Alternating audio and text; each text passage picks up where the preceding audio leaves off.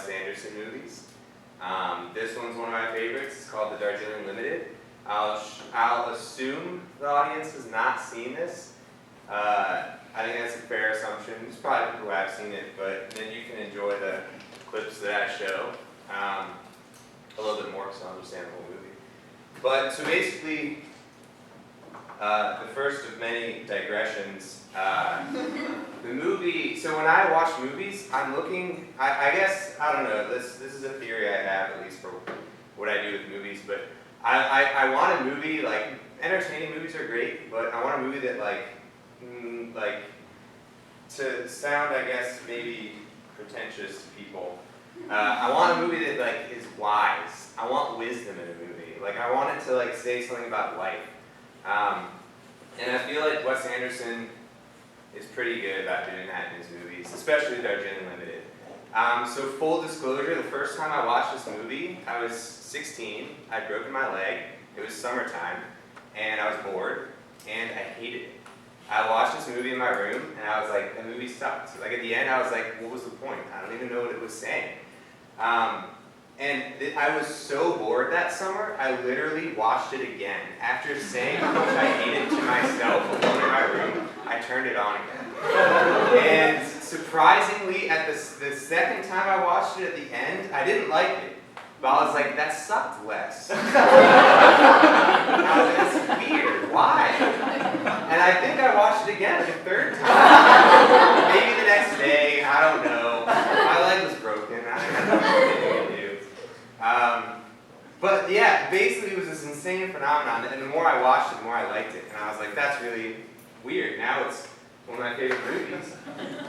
So basically, I'm not going to tell the whole, I'm going to basically try and tell the plot, at least for the first half.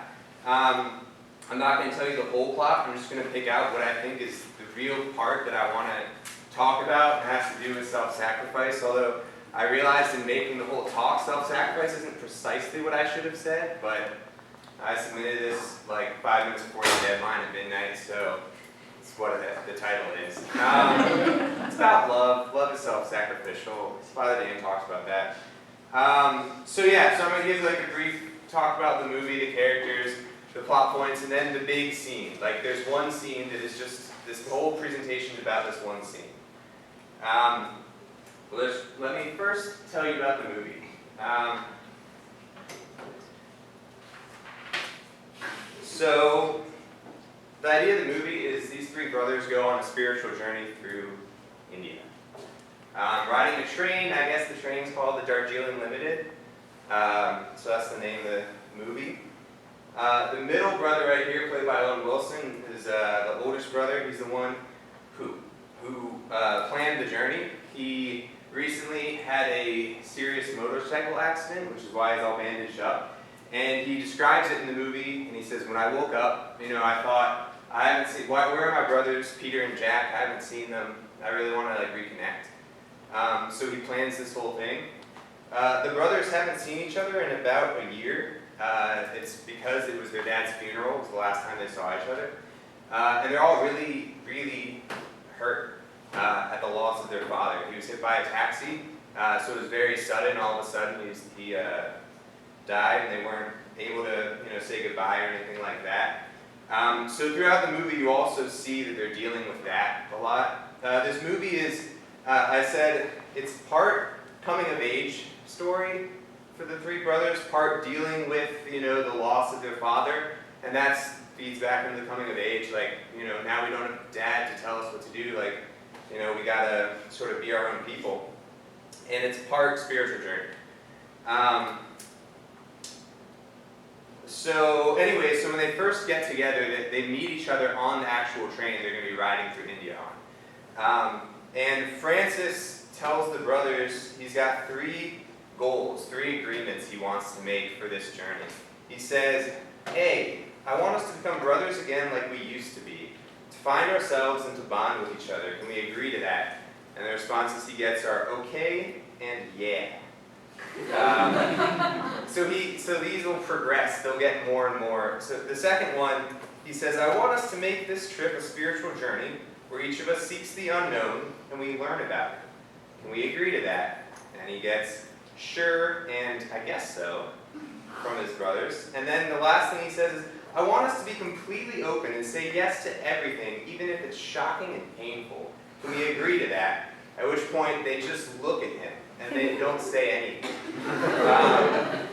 So basically, you get to realize, you get to learn that these characters are, they're suspicious of each other. You know, they haven't seen each other in a year, and as brothers, they're not very close anymore. So I'm going to talk a little bit about each character.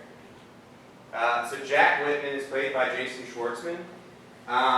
He's the middle child. He's an author. So he's kind of like this, you know, I don't know, literary, poetic, romantic type. All the brothers sort of have huge, glaring faults. So I'm not trying to be harsh. I love all these characters, but I'm telling you about them, right? So his big, huge, glaring fault, he's in a terrible relationship with Natalie Portman, which like it's self-destructive. It's just rough, you know. So he can access her voicemail, like he knows her code, and he like listens to her voicemails, like to see what she's doing when he's away. They're already broken up, so it's not even like they're in a relationship anymore. When they're on the train, he almost immediately singles out a girl who's going to pursue on the train because he just, you know, he needs that romantic thing going on in his life. Turns out, well, and he knows this too, but the girl is the head of the train's girlfriend. So also self-destructive, a terrible idea. But yeah, he's sort of like a sensitive soul. But yeah, so he's got these important faults that are holding him back. The youngest brother is Peter Whitman. He is played by Adrian Brody, and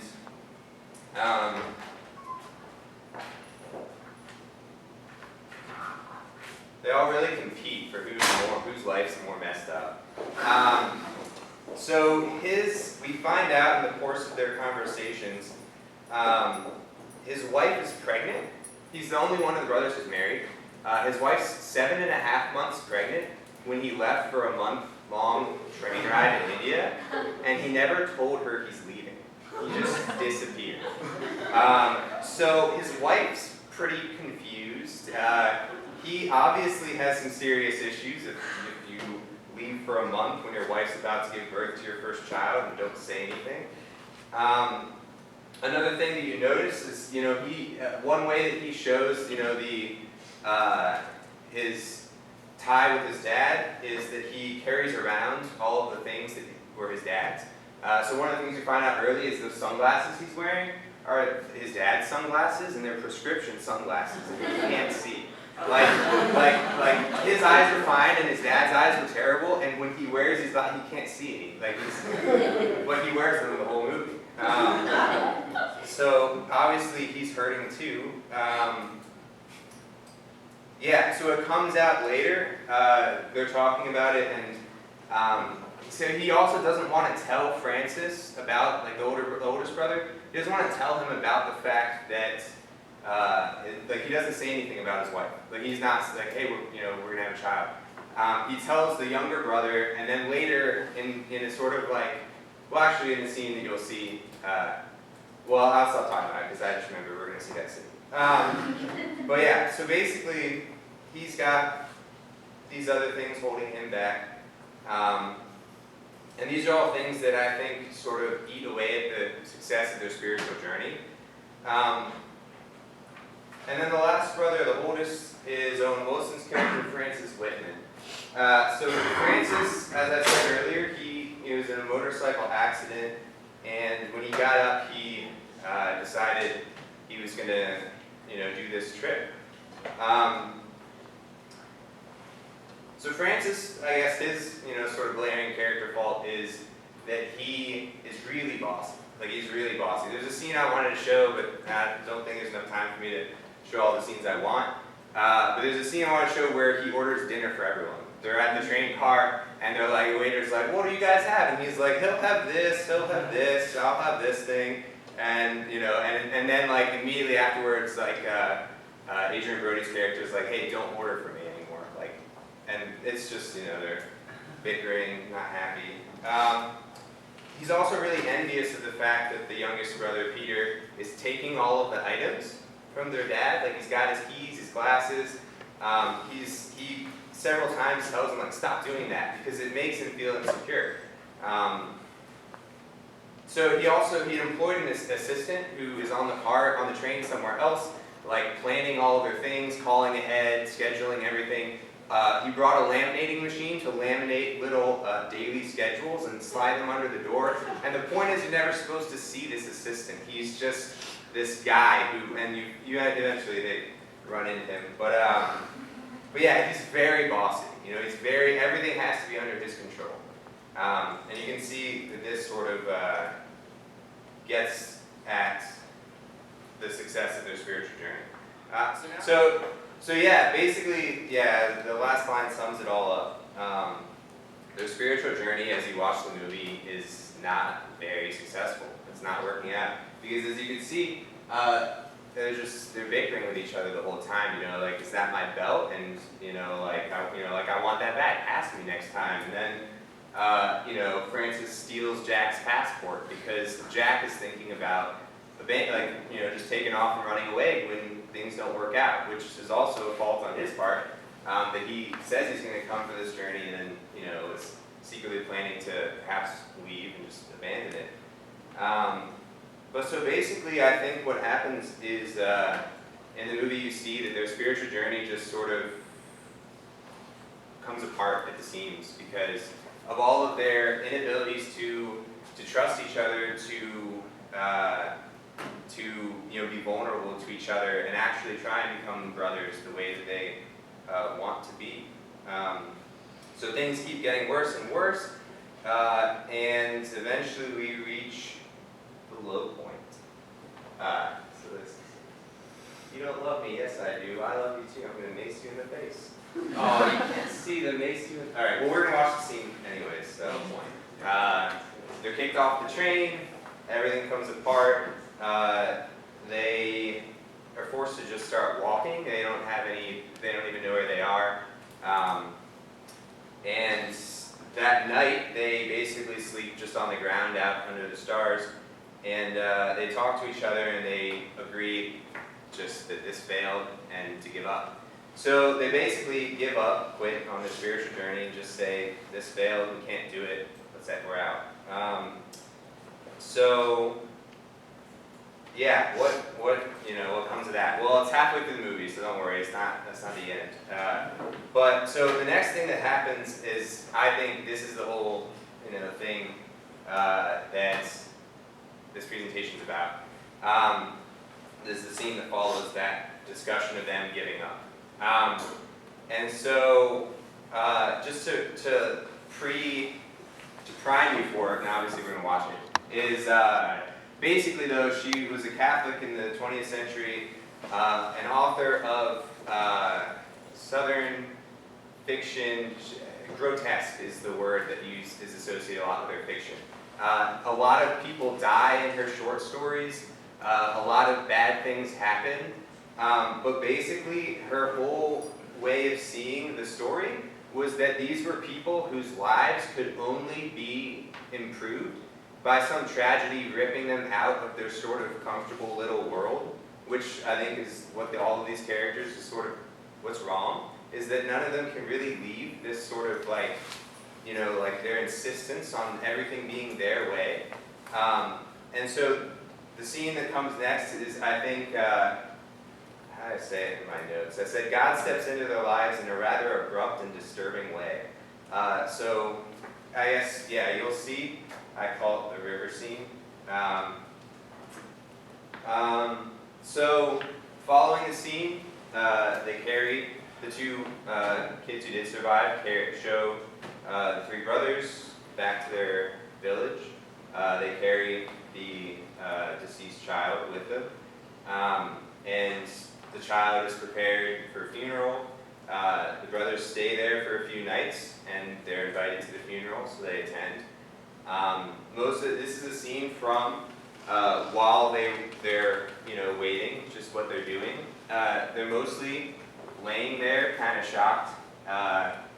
Adrian Brody's character, Peter, plays with a few tiny children, and obviously thinks about the fact that he's going to be a dad soon.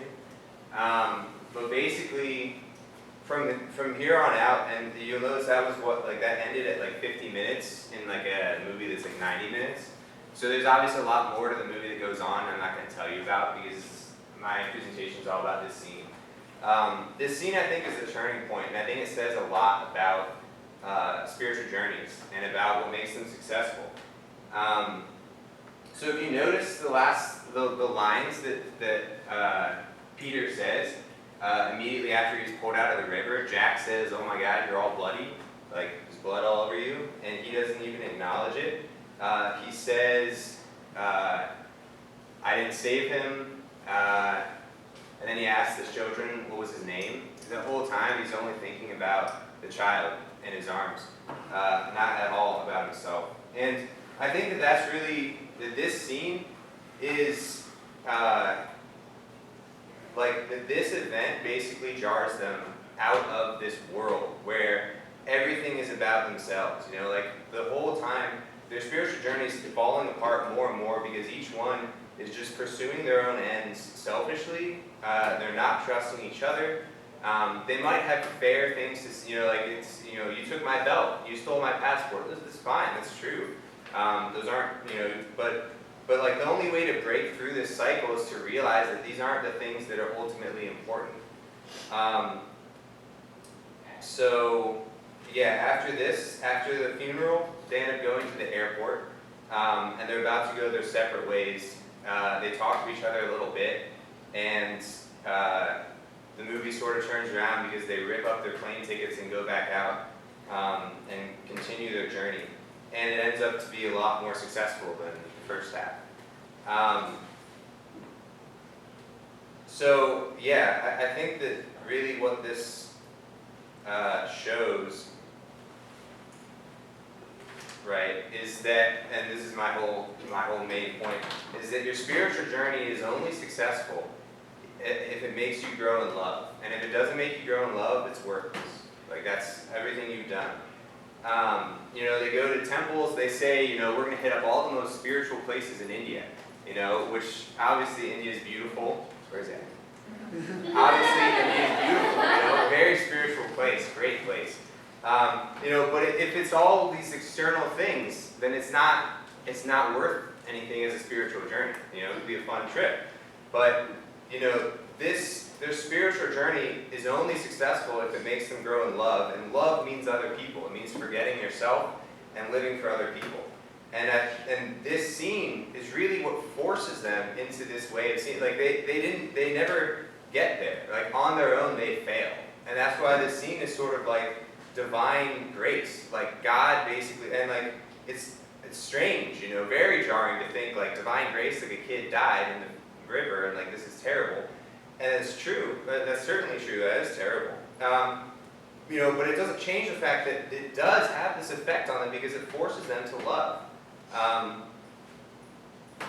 And then I wanted to mention, so I think this is a very similar lesson, just interestingly, I just saw this today and threw it in, is that if you look at some of the Jewish prophets, particularly I'll read Amos and Isaiah, they're living in the 8th century BC in Jerusalem, and they're in this Jewish culture, in this Jewish kingdom, and what they end up saying to people is look, all of these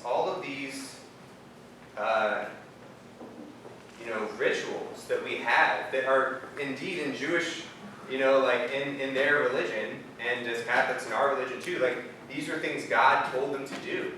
But the prophets come and say to them, look, if you do these things and you ignore all of the internal, all the serious things about justice, then these rituals mean nothing.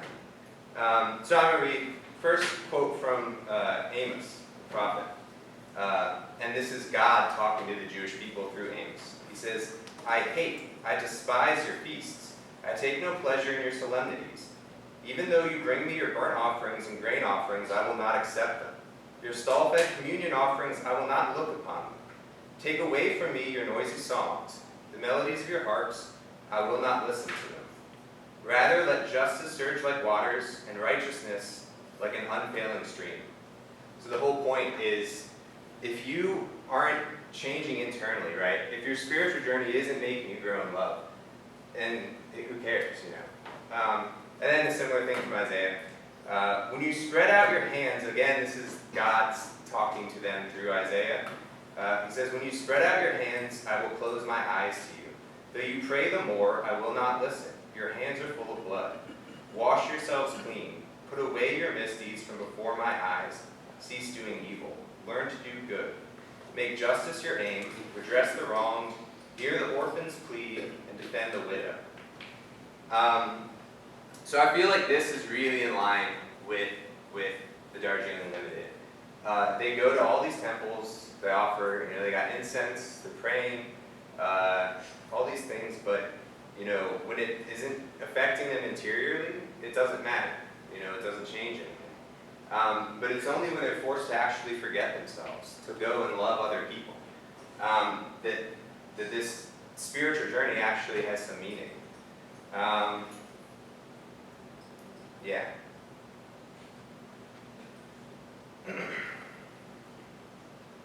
Yeah, so I said, yeah, the final thing, just restating, I totally ruined the ambiance of that.